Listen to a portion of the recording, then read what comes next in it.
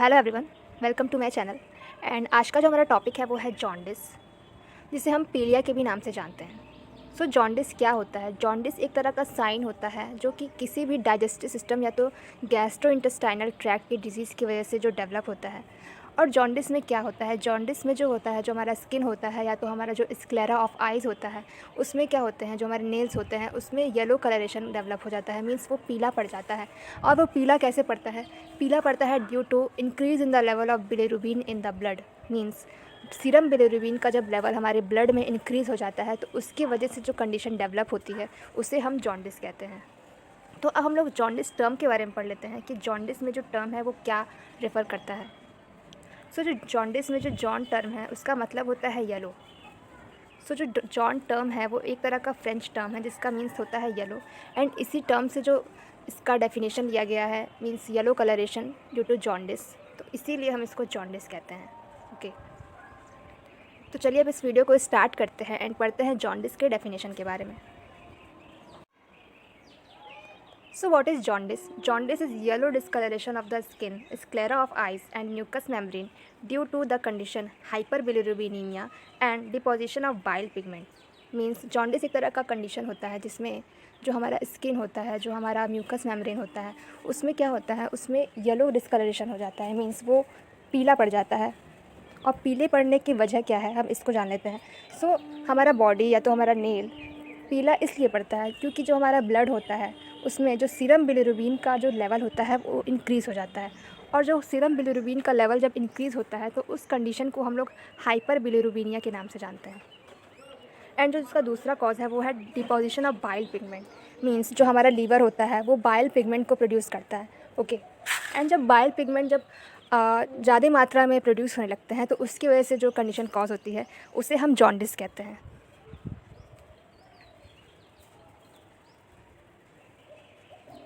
It is usually detectable clinically when the serum bilirubin level exceeds 3 mg per dl.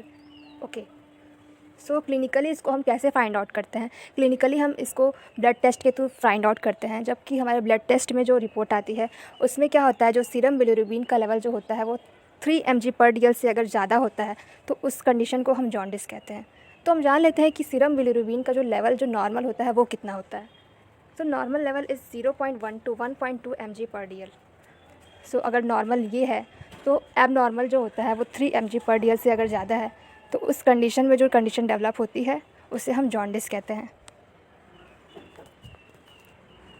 Jaundice is not a disease but a sign that can occur in many diseases. Means jaundice एक तरह का खुद का एक disease नहीं है बल्कि ये एक साइन है, ये एक सिम्टम है किसी ऐसे डिजीज़ का जो कि हमारे डाइजेस्टिव सिस्टम या तो गैस्ट्रोइंटेस्टाइनल सिस्टम में डेवलप होती है।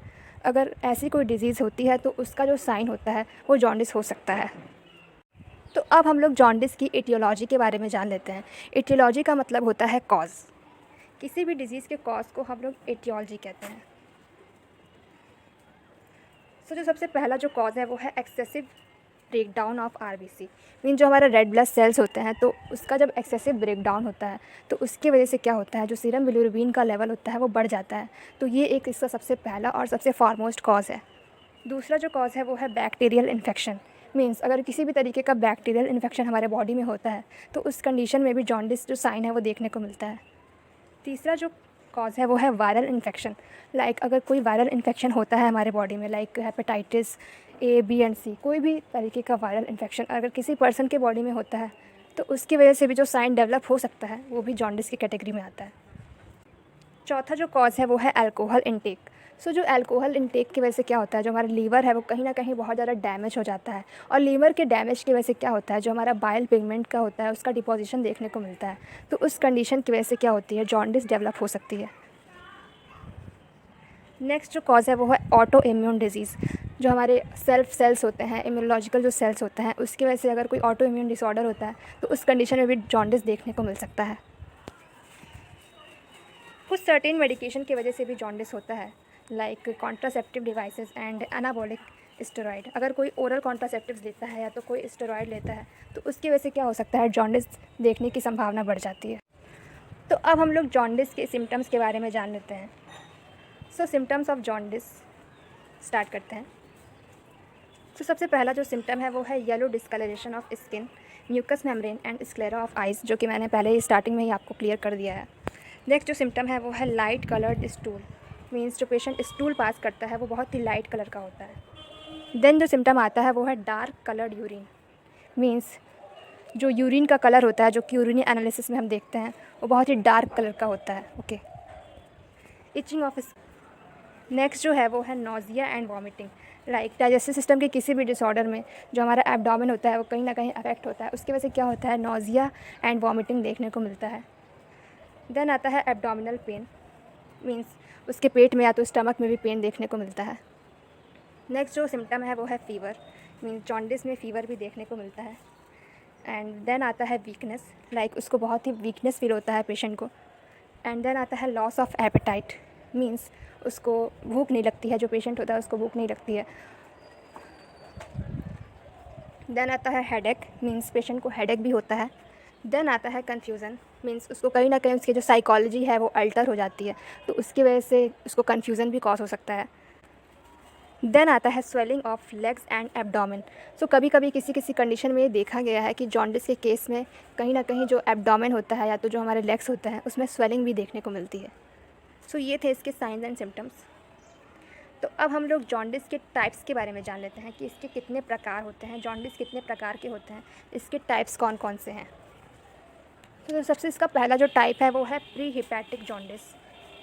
नेक्स्ट जो टाइप है वो है इंट्रा हिपैटिक जॉन्डिस, एंड जो थर्ड टाइप है वो है पोस्ट हिपैटिक जॉन्डिस। ओके, सो इसके 3 टाइप्स होते हैं।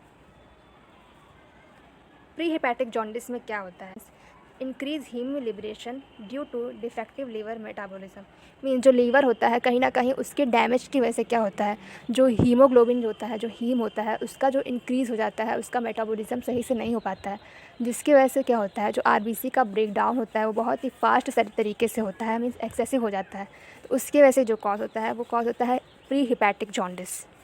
दूसरा जो जॉन्डिस का टाइप है वो है इंट्रा हिपैटिक जॉन्डिस। इसका जो कॉज है वो है obstruction of small bile duct, means जो बाइल डक्ट जो जाती है, जो लीवर से पास होती है, अगर उसमें कहीं ना कहीं कोई ऑब्स्ट्रक्शन कॉज हो जाता है तो उसकी वजह से जो जॉन्डिस कॉज होता है वो है intra hepatic jaundice.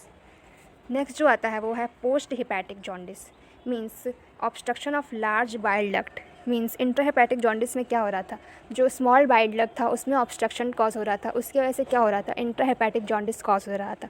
But post hepatic jaundice में क्या, जो ऑब्स्ट्रक्शन होता है वो लार्ज बाइल डक्ट में देखा जाता है, एंड इसकी वजह से क्या कॉज होता है, पोस्ट हिपैटिक जॉन्डिस कॉज होता है। ओके, सो जो जॉन्डिस के जो 3 टाइप थे वो थे pre hepatic jaundice, post hepatic jaundice and intra hepatic jaundice.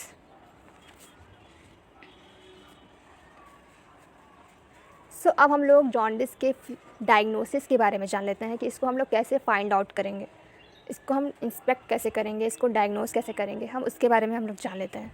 जिसका जो सबसे पहला पॉइंट है वो है फिज़िकल एग्जामिनेशन, लाइक हम पेशेंट को फिज़िकली एग्जामिन करेंगे, फ्रॉम हेड टू टोज़ का हम फिज़िकल एग्जामिनेशन करेंगे। देन आता है hepatitis virus panel to look infection of liver, means hepatitis viral panel से हम ये करेंगे, जांच करेंगे कि उसको कहीं लीवर का कोई इन्फेक्शन तो नहीं है, कोई वायरल इन्फेक्शन तो नहीं कॉज हुआ है। नेक्स्ट हम करेंगे CBC to check anaemia, means खून की कमी को फाइंड आउट करने के लिए हम लोग सीबीसी भी करते हैं। देन हम करते हैं abdominal ultrasound, means abdomen USG करते हैं, किसी भी लीवर के डैमेज की को फाइंड आउट करने के लिए हम एब्डोमेन अल्ट्रासाउंड भी करते हैं। देन हम करते हैं MRI scan and liver biopsy also. So अब हम लोग जॉन्डिस के treatment as well as management के बारे में जान लेते हैं कि लाइक अगर किसी पर्सन को जॉन्डिस हो गया है तो उसके बाद हम उसे कौन कौन सा ऐसा ट्रीटमेंट होता है जो हम उसे रेकमेंड करते हैं। So treatment depends upon the cause of condition that leading to the jaundice, means treatment क्या होता है, ट्रीटमेंट जॉन्डिस के कॉज पे डिपेंड करता है कि जॉन्डिस किस डिज़ीज़ की वजह से कॉज हो रहा है, तो उस डिज़ीज़ पे डिपेंड करता है कि जॉन्डिस में हम कौन कौन से ट्रीटमेंट दे सकते हैं। सो जॉन्डिस के मेडिकल मैनेजमेंट में हम लोग देख लेते हैं कि हम लोग मेडिकल मैनेजमेंट में क्या क्या देते हैं। सो मेडिकल मैनेजमेंट में हम आईवी फ्लूइड्स देते हैं, इंट्रावेनस फ्लूइड्स देते हैं, पर्सन को डिहाइड्रेशन नहीं कॉज होता है। देन हम लोग कुछ सर्टेन मेडिकेशन देते हैं जो कि उस डिज़ीज़ पे डिपेंड करता है जो कि उस पर्सन को हुआ है। देन हम एंटीबायोटिक्स भी दे सकते हैं। एंड हम ब्लड ट्रांसफ्यूज़न भी करते हैं if needed, then blood transfusion भी हम लोग कर सकते हैं। देन सर्जिकल ट्रीटमेंट के बारे में जान लेते हैं। सर्जिकल ट्रीटमेंट कब दिया जाता है, जबकि जैसे मैंने आपको intrahepatic and post hepatic jaundice में बताया था कि उसमें कहीं ना कहीं जो बाइल डक्ट थी उसमें ऑब्स्ट्रक्शन कॉज हो रहा था। तो अगर ऑब्स्ट्रक्शन कॉज होता है तो उसमें क्या हम लोग सर्जिकल ट्रीटमेंट देते हैं। ओके, तो सर्जिकल ट्रीटमेंट में भी हम लोग लैप्रोस्कोपिक कोलियोसिस्टेक्टोमी कर। तीसरी जो कंडीशन आती है वो होती है न्यूनेटल जॉन्डिस की, जिस पे मैं सेपरेट वीडियो बनाऊंगी। बट अभी के लिए आप जान लीजिए कि न्यूनेटल जॉन्डिस में हम लोग फोटोथेरेपी देते हैं। फोटोथेरेपी एक तरीके की मशीन होती है जिसमें उस बच्चे को रखा जाता है, जिससे क्या होता है वो बच्चा नॉर्मल फिर सही भी हो जाता है, उसका ट्रीटमेंट उससे हो जाता है। So a big thank you to all of you for watching this video. And आपको अगर मेरा वीडियो समझ में आता है then please do like share with your friends also, because your subscription is motivating for me, and if you share then it will be good for me also. So thank you and bye, take